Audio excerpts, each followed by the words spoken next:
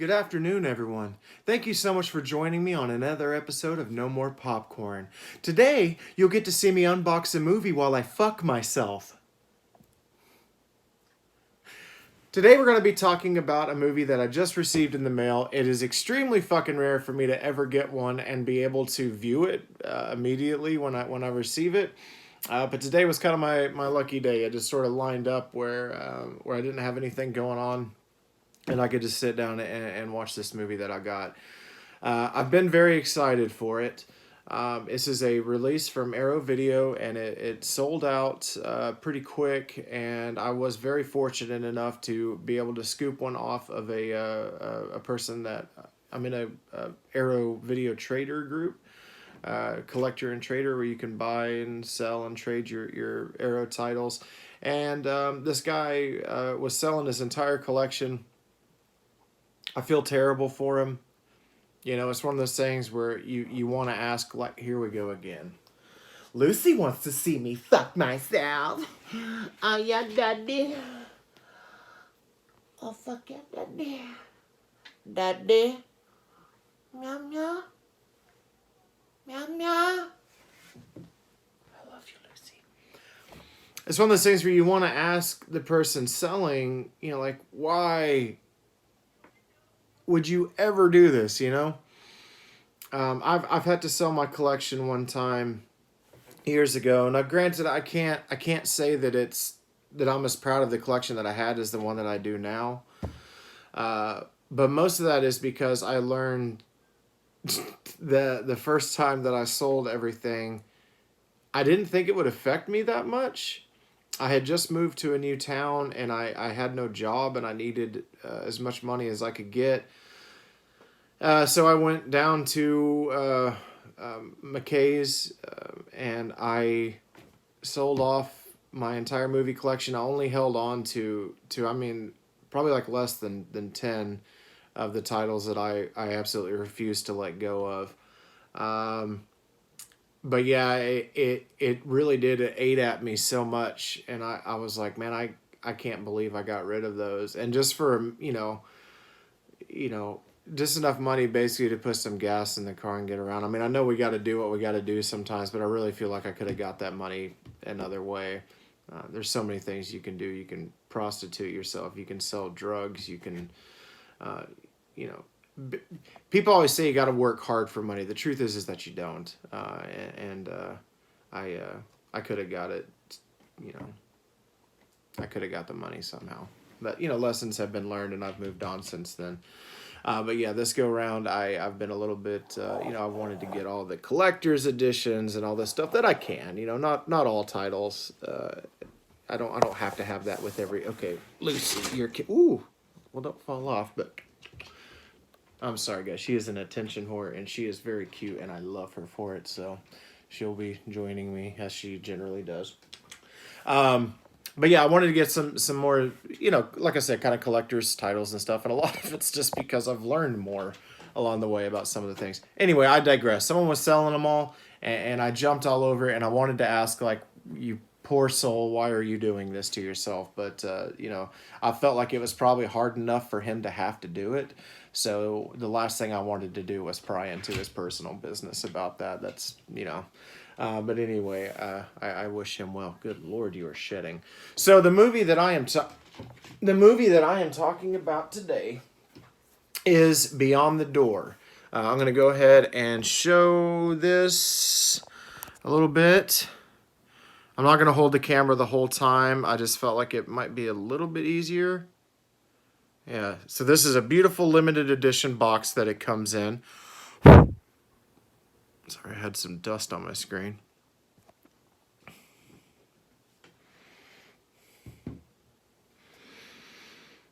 And I got to say, this one really did it. It was such a delight and a surprise. So I guess while I'm kind of showing some of this off, it'll give me an opportunity to discuss with you. I had received Beyond the Door 3, which Vinegar Syndrome had put out, and we're gonna dive more into this box here in just a second. So I naturally wanted to get the other ones. Now I had heard that you didn't have to see the first two to know anything about Beyond the Door 3. They're all kind of standalone films, just happen to be under the same title. Very popular thing that a lot of movies did back in the day, especially to just sort of capitalize on the success of a film. We've seen it numerous times on No More Popcorn, and we probably will continue to see it forever. You'll find movies in a franchise all the time that have absolutely nothing to do with the previous titles. You guys may have heard me talk about Extra a while back. Still need to get around to doing a viewing and review of Extra 2, which I do have, and I did watch Extra 3. Extra 3 was okay. The first one was an absolute delight, and I loved it. But the second two films have nothing to do with it. You would be totally fine. Well, I say that I've heard that the second one doesn't have anything to do with it. I haven't seen it yet, but the third one definitely you could just watch it by itself. So anyway, Beyond the Door. This was such a delight. This has a little bit of everything to it. It's co-directed, so two directors on here, and I am going to read their names. I wanted to try my best to memorize them before I started this video, but I'm going to be completely honest, I couldn't. A couple of Italian directors. So we've got Ovidio G. Asanitis. I apologize. And Roberto Diattore Piazzoli. God bless you. Guys, this was really good. So when it started off, I was kind of there's some pacing issues, I guess is the way to put it, where I was sort of confused, like for the first little bit of the film, or maybe not necessarily as confused as I was, just sort of like, wow, this is a bit of a trip. You had you've got like this funk music, like this soul soundtrack going on. Really good music, by the way. I loved it. And you're introduced to this family. You've got a mom and a dad and two children. And it's got like this sort of quirky kind of feel to it. Visually, it doesn't. Visually, you've got elements of like giallo in there, and you've got early 70s. So I mean, this is also fair to mention that this is a huge Exorcist kind of a ripoff here, but that's totally fine. I love The Exorcist, and so that works for me. But you've got these couple of kids, like there's a lot of comedy integrated into the film because they're talking just like, especially one, you got a little girl and a little boy, and the little girl is slightly older than the brother, and she's obsessed with reading this book called Love Story, which I'm sure might be some kind of a classic, and I just don't really know about it. But anyway, she owns like multiple copies of it, and it's a thing with her throughout the entire movie. She's always reading this book. But when she talks like an adult, like cursing and swearing and talking to her brother like he's like a little stupid piece of shit, talking to her parents like they're fucking idiots, which, sometimes they are, to be fair. So anyway, but it's funny, because you got this dubbing going on. You got this little girl like, you stupid ass motherfuckers, and stuff like that.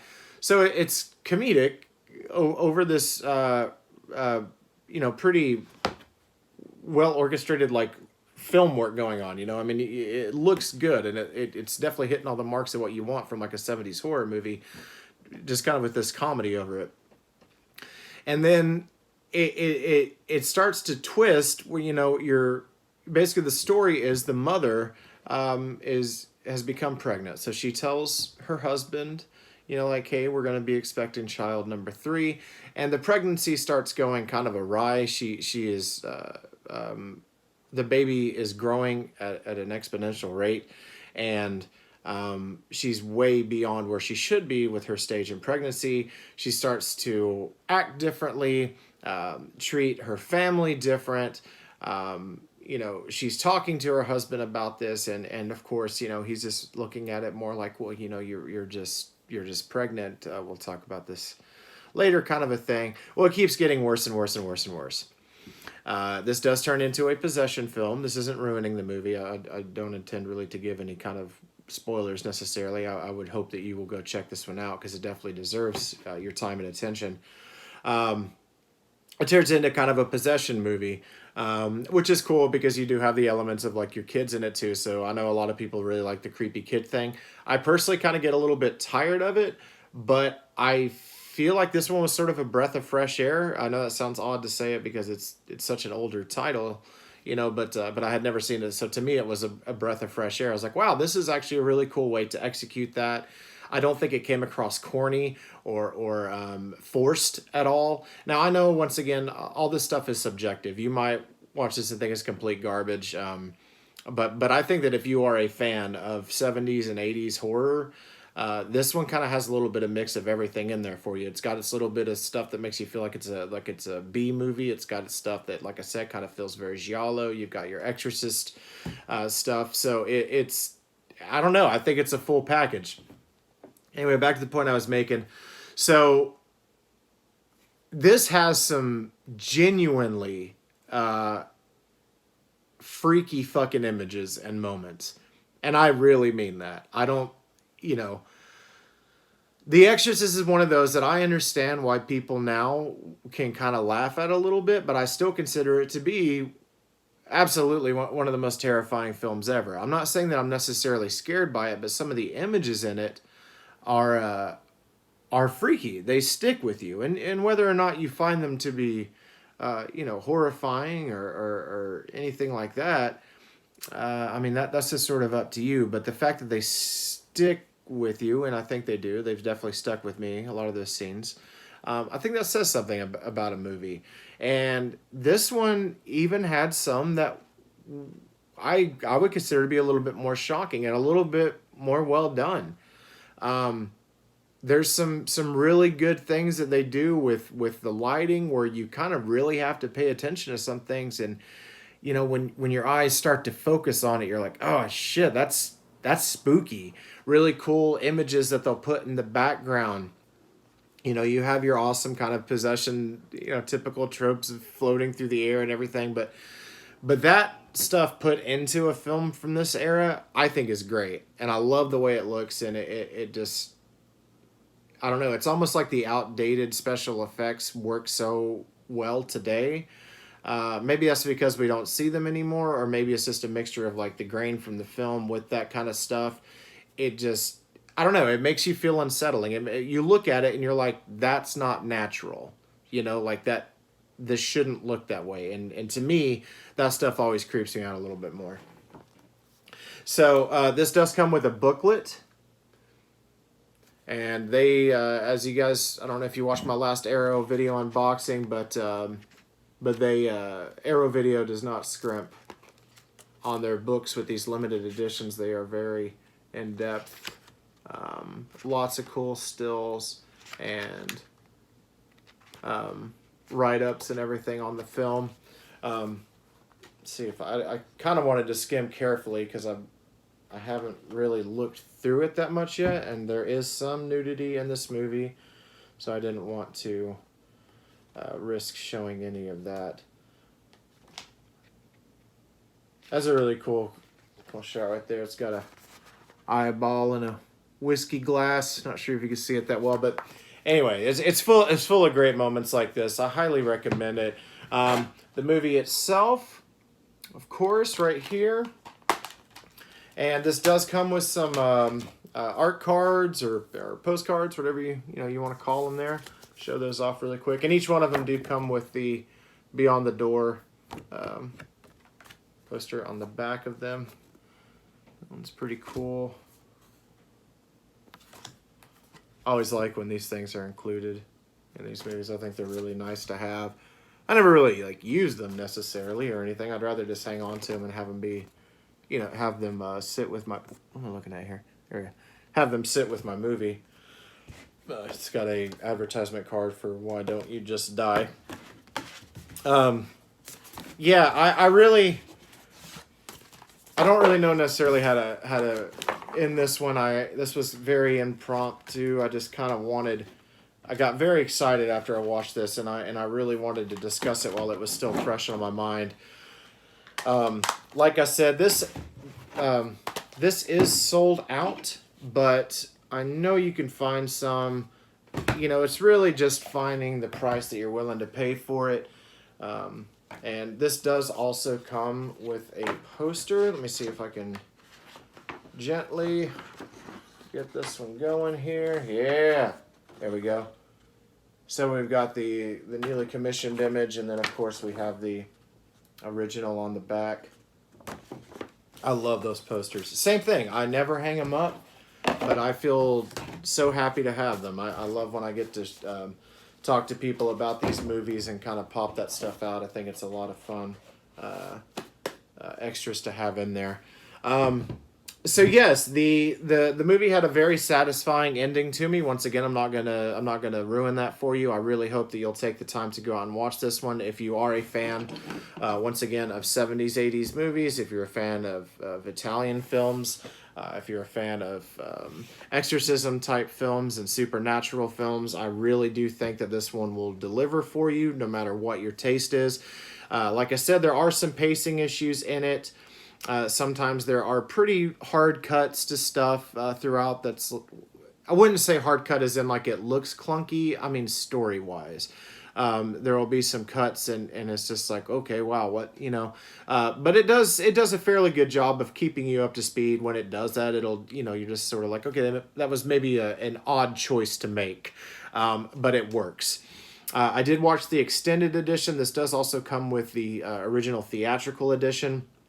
So with the extended edition, as usual, it did feel a little bit lengthy. It had a runtime of about an hour and 50 minutes. Right on, I think it may have been an hour and 47 for the extended cut. I could be wrong, but let me see here. It might tell me right here. Okay, so it says the feature runtime is 100 and... Okay, so the one that I watched is 108 minutes, and then the original is 98 minutes. So I will definitely go and watch the original theater cut as well at some point, just to kind of compare and contrast. I'm sure that it might take care of a lot of those issues that I had with some of the scenes that's sort of dragging out. But I also find this to be pretty typical for this time frame too. Like a lot of 70s movies, even the classics and stuff, they do feel like they drag sometimes to me, and I do think it was supposed to be a little bit more of like an artistic and sort of like a well, I don't know, we'll just say artistic time, you know, for film where people are trying to do some different things and stuff, and a lot of deeper meaning to movies. Anyway, I'm sorry, I'm getting off on a totally different tangent.